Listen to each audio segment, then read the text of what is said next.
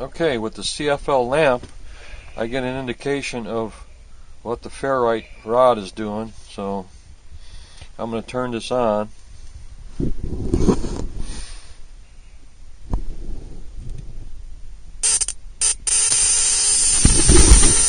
the lamp. Now when I adjust the ferrite rod, you can see there's definitely a bit all the way in, all the way through. It is about the best to get right there. So if I adjust, and I can touch this side, it don't do nothing to me. See, I can turn that, move it.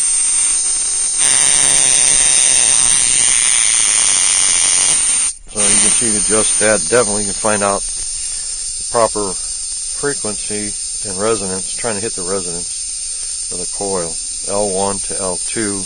Actually, L2 is divided in half like the Don Smith device.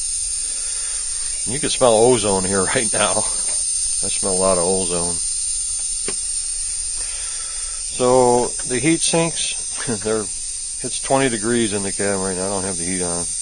They're cold right now. So this thing could practically literally run forever. It uses hardly any amperage.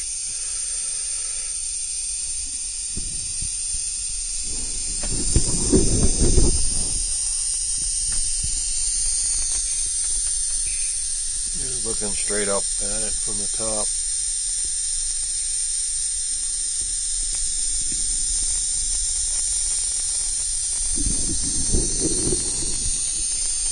And that's the spark gap. I don't know if it's going to mess up my audio and go through my electronic circuitry. The camera and mess it up. I want to back off. I know it affects some of the videos I've seen on YouTube. The guys get real close to their project and you can't even hear what they're saying anymore. So these are other caps I put up in series, and I only tried this one. So it's a combination of the square caps like this. They're all 0.2, 0.47 microfarad. And I don't know what these are. I just add them on. They're 250 volts, working volts, DC or AC. And these are the same, about 250. You add them all together, you get a couple thousand volts. I imagine, though, if I had some higher voltage rated caps, capacitors, that I might get more power out. And also, if I had 24 volts on here, and also if I balanced out, maybe took some of the winds off of the L2 coil here, I might get more current to run maybe a 100-watt lamp like this.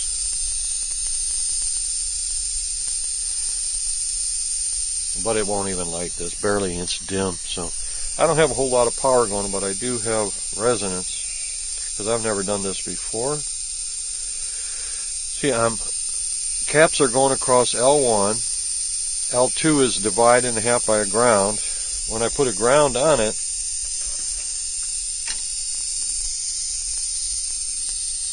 yeah, there is some difference there a little bit. And you can see it's sparking and arcing over here. And I have two grounds coming in. Here's the other one.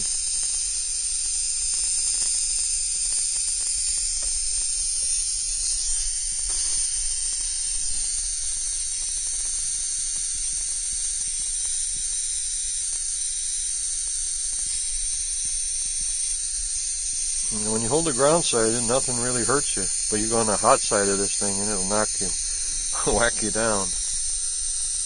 Make you jump anyway. Might get an RF burn depending on the frequency. You see the compass is trying to do some, but not much.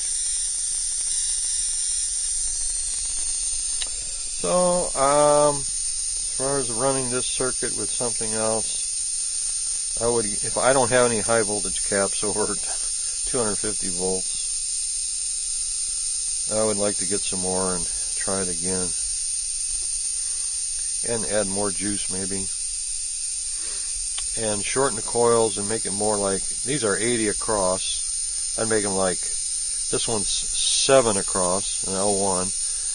They say 4 to 1, so it'd be 28 winds on each side instead of 40 that I got on there. 7 times 4 is 28.